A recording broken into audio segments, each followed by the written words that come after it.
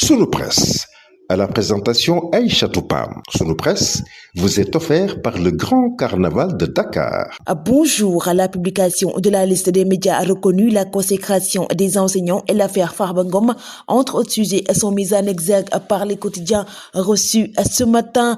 258 organes de presse reconnus sur les 639 enregistrés, lit-on dans le journal Vox Pop. Revenant sur la publication de la liste des médias conformes aux dispositions du code de la presse, à 40,5% des médias conformes, 380 non conformes selon le ministre de la Communication, à 26 télévisions, à 30 radios commerciales, 102 radios communautaires, à 26 journaux, à 48 de médias de presse en ligne, et 22 web TV. Le quotidien national Le Soleil revient sur le grand prix du chef de l'État et met à sa une des lauriers aux enseignants. Bassirou Diomaye Faye estime que personne n'est mieux indiqué que les enseignants pour incarner l'œuvre salvatrice du patriotisme et de la citoyenneté. Le journal revient sur Bara Mbengue, enseignant au CEM de Louga, qui est primé en cette occasion. Diomaye célèbre les hussards noirs de la République, à titre le journal Rewmi Quotidien, revenant sur le grand prix du chef de l'État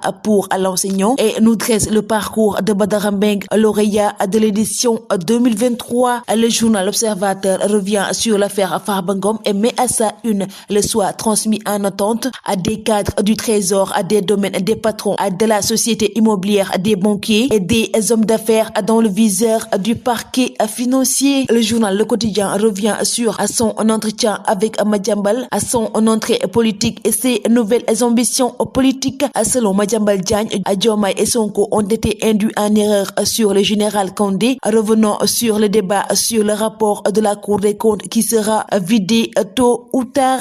Fadilou Keïta va compresser son personnel, titre le journal Les Échos. La commission de surveillance qui lui a donné l'autorisation de procéder à un plan social. Par ailleurs, une vingtaine d'agents seront redéployés au sein des filiales. Le mystère Daouda Diène sous enquête, lit-on dans le journal Libération. Revenant sur le colonel à la retraite introuvable depuis le 9 janvier. Le parquet de Rufisque a ordonné l'ouverture d'une enquête confiée à la DIC. Ces deux épouses s'accusent mutuellement de kidnapping. L'une d'elles a même porté plainte. 13 individus, dont 4 femmes arrêtées par la gendarmerie, lit-on dans le journal Tribune. Revenant sur 54 personnes arnaquées à Saint-Louis. L'héritage vivant de Cheikh Anta, lit-on dans le journal Enquête. Revenons sur l'anniversaire du décès du pharaon célébré aujourd'hui. De la science à la médecine, les fils de Cheikh Anta incarnent la rigueur et l'engagement de leur père. Le 6e de Sadio, vivement attendu, lit-on dans le journal Record. Revenons sur le match de la Saudi Pro League aujourd'hui à 15h. Le journal revient également sur la Coupe de la Ligue, première journée, et la Pikine qui remporte le choc face au Jaraaf. Le Carnaval de Dakar célèbre le riche patrimoine culturel africain.